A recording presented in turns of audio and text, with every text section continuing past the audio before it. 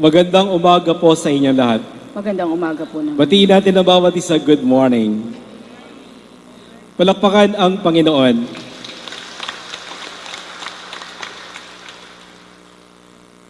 Sino po dito ang may insurance? Taas ang kamay. Insured. Okay, ano yung insurance mo? Ano-ano ba yung mga insurance nga? Grepa Life, meron pa ba nun? Pero pinaka-familiar dito sa atin, yung sino ang membro ng Haranista? Di ba? Kapag meron tayong insurance, binabayaran po natin yan, no? Pero ang tanong, ano ba yung mga coverage nung ating mga insurance na binabayaran? At bakit napakahalaga po nito para sa atin at para sa ating pamilya? Minsan pa may binabasa ako, ang sabi niya lahat ng mga insurance na binabayaran natin sa buhay nito, illogical yan eh. Bakit daw illogical? Pero bagamat illogical, mahalaga po ito sa lipunan natin. At habang tayo nabubuhay, nagbabayad tayo upang may pakinabangan yung ating mga minamahal sa buhay kapag tayo ay oo, sakit na to. Nagbabayad ka pero hindi mapapakinabangan sa habang malakas ka. Yung iba, pinapakinabangan lang yung insurance na kapag bedridden na. Hindi na niya mapapakinabangan yung pinaghirapan niya. So, ang sabi niya, life insurance is the best bet you pay against your debt. Parang ang ganda ng tunog no? Life insurance is the bet you pay against your debt. Pero gayon po, marami pong kumakagat, ano?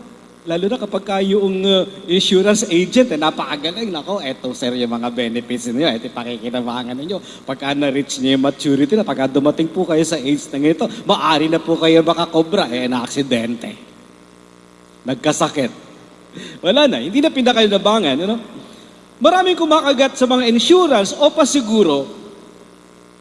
Pero ang katanungan, bakit hindi lahat ay tumatanggap ng assurance ni Jesus? Kasi ang sabi ng Panginoon, trust me and live forever. Magtiwala kayo sa akin at mabubuhay kayo magpakailanman. And He makes us this offering in the Eucharist. Balikan po natin yung mga sinasabi sa atin ng Biblia. Sinabi ng Bible, sinabi sa ating ebanghelyo, tuturuan ng Diyos ang bawat isa. Lalapit sa akin ang lahat na nakikinig at lahat na nakinig at natuto sa Ama at nagtiwala sa Ama ay may buhay na walang hanggan at patuloy na ipinapakilala ng ating Panginoong Jesucristo ang kanyang sarili sa ating ebanghelyo. Ang sabi niya, ako ang tinapay na buhay. I am the living bread na bumaba mula sa langit. At ang sabi niya, sino mang kumain nito ay mabubuhay magpakailanman. At ang tinapay na ibibigay ko ay wala dili iba kung hindi ang aking laman. Nagbibigay buhay sa mundo. Ano po yung inilalarawan sa atin at ano po yung malalim na ipinapakahulugan? Ang larawan po ng tinapay ay pagpapakita po mismo nung tinatawag na God's initiative. It is God's plan. It is His plan for us to be saved. Initiative po mismo ng Diyos ang kaligtasan ng tao. Sa buhay mismo ng ating Panginoong Hesukristo, sa paglilingkod mismo ng ating Panginoong Jesucristo, bumubukal mismo sa pagsaksi ni Kristo at sa kapangyarihan ni Kristo upang ibangon ang lahat ng sumasampalataya sa Kanya. Kaya nga kapag tumatanggap tayo ng komunyon, narinig nyo yung pare, narinig nyo yung mga Eucharistic ministers, kapag sinabi ang katawan ni Kristo, dapat sumasagot tayo ng Amen. When we say Amen, ipinapahayag natin yung ating pagtanggap, ipinapahayag natin yung pagsampalataya sa Kanya. Kaloob ng Ama, ang tinapay ng buhay, ang buhay mismo ni Jesus, ang buhay ng mundo. Sa madaling salita, ang kaligtasan ay naging pagpapatuloy at karugtong ng paglikha ng Diyos. Bakit natin nasabi ito? Sapagkat nung pumasok ang kasalanan sa kasaysayan ng tao, nasira yung creation. Pero sa pamamagitan ng pagkakatawang tao, ng anak ng Diyos, yun po yung sinasabi, yun yung kahulugan ng tinapay na nagmula sa langit.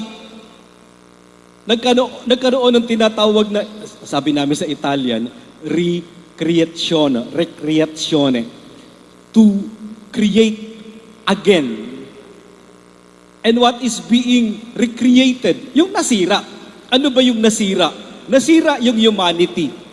At ang Diyos mismo ang gumawa ng paraan upang yung nasirang humanity ay muling mabuo. Sapagkat napakalinaw po, yung pagkakatawang tao, yung pagpapakasakit, yung kamatayan at muling pagkabuhay ni Jesus ay muling paglikha ng Diyos. Kaya pwede mong harapin yung katabi mo, sapagkat tayong lahat ay tumatanggap ng katawan ni Kristo. Amen. Sabihin mo sa katabi mo, ikaw ngayon ay bagong tao. Sabay-sabay. Pwede bang sabihin sa kanya, magbago ka na? Sa akin din, pwede niyo sabihin, Father, magbago ka na rin. Magbago po tayong lahat. Amen. Because the Holy Communion that we constantly receive is God's recreation. Tayong lahat ay pinagpapanibago ng katawan ni Kristo. Kaya ito po yung diwa ng ating ebanghelyo, maging ng ating mga pagbasa. Ang mga sumusunod, ang lahat ng sumasampalataya ay tumatanggap sa tinapay ng buhay, at yung pagtanggap natin kay Kristo sa banal na komunyon ay pagtugon sa paanyaya mismo ng Diyos. Laliman pa po natin ng konti. Ang tinapay ng buhay ay patikim, pasilip, pangako ng isang buhay kapiling ng Diyos. Ito po yung sinasabi sa atin ng Catechism of the Catholic Church, no? Na sa tuwing tinatanggap ang katawan ni Kristo sa banal na komunyon, natitikman natin ang langit. Sapagkat tumutugon tayo sa paanyaya ng Ama upang dumulog sa kanyang hapag, at nagsasalo-salo po tayo sa buhay ng kanyang anak, at pinupuspos po tayo ng banal na Espiritu. Maaring may mga pilosopo na nagsasabi dyan, tinanggap ko naman, waper lang yata tinanggap ko Ni hindi nga tinapa yung tinanggap ko, waper. Tapos yung pari lang umiinom ng alak. Pero ano po sinasampalatayanan natin bilang mga Kristiyano? Ang tinatanggap natin ay tunay na katawan ni Kristo. At yung iniinom ay tunay na dugo ni Kristo. Kaya nga ang tawag natin dito ay komunyon. Ito tinatawag nating Eucharistia, Eucharistain. Isang pag-alaala. It is a commemoration. Nagaganap na muli yung pag-aalay ni Kristo sa krus. Nagaganap sa altar. At sa aking pagtanggap ng katawan ni Kristo, sinasabi ko, Amen. Nangangahulugan, tinatanggap ko si Kristo hindi sa aking tiyan, bagkus si Kristo tinatanggap ko sa aking puso, at ang kahulugan ng komunyon ay tunay na pakikipagkaisa sa Kanya, pakikipagkaisa sa bawat kapwang nakakasalamuha. Sabihin nga po natin, communion. In short, common union. Kung ako'y may pakikipagkaisa kay Kristo, dapat din akong kakakitaan ng pakikipagkaisa sa aking kapwa. Ito, sagutin natin yung sinasabi ng mga pilosopo, waper lang eka, waalak lang eka yan eh. Bagamat ang ating tinatanggap ay nagkukubli sa anyong tinapay at alak, inaakay po tayo nito. Saan? Inaakay tayo nito sa katuparan ng isang bagong langit at bagong lupa. Yun yung sinasabi ni Father kanina, muling paglikha. Kapag ang sambayanan ng Diyos ay nagkakatipuan. We are the people of God gathered here today. Nagkakatipon po tayo upang sambahin, purihin ang Kanyang pangalan, at ito pinakamatinding hamon. Sa aking pagtanggap ng komunyon, kinakailangan kong isabuhay mismo. Sabihin nga natin, kinakailangan kong isabuhay mismo. Sabay-sabay. Kinakailangan kong isabuhay mismo ang buhay ng Diyos. Kaya ang katanungan, sa pagwawakas ng ating pagninilay, ano po yung ating mga matatawag na spiritual experience? Ano yung ating mga karanasan sa banal na komunyon? Paano tayo tinutulungan ng Eucharistia upang mabuhay? Paano tayo tinutulungan ng Eucharistia upang baguhin ang ating buhay? Paano tayo tinutulungan ng Eucharistia upang mabigyan tayo ng pag-asa, lalo't higit sa panahong ito ng pandemya? Kaya balikan natin yung insurance kanina. Ano ang insurance policy na ibinibigay sa atin ni Jesus? Sa tinapay po at alak sa Eucharistia, ipinagkakaloob sa atin ng ating Panginoong Kristo ang katiyakan sa buhay na walang hanggan. Kasi kung babalikan natin yung mga insurance na yan, minsan masasabi natin, maliit na halaga.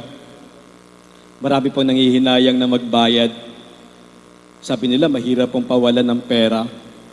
Pero mas mahirap pawalan ang pagtitiwala. Ang tanong, kanino natin ipinagkakatiwala ang buhay natin? Sino pa nga ba ang pagtitiwalaan natin? Magkaroon tayo ng exercise. Personal po ito, no? Subukan daw po nating maglista sa papel. Sa isang column, sino yung mga pinagkakatiwalaan mo. Tapos sa kabilang column, isulat mo, bakit ko sila pinagkakatiwalaan? Pero ang napakalaking tanong, nasaan kaya ang Diyos sa bahagi ng buhay natin? Gamitin din po natin yung spiritual exercise na ito bilang pagninilay tungkol dun sa bahagi ng Diyos sa buhay natin at sa Kanyang kaloob sa atin sa Eucharistia, ang Kanyang tunay na presensya.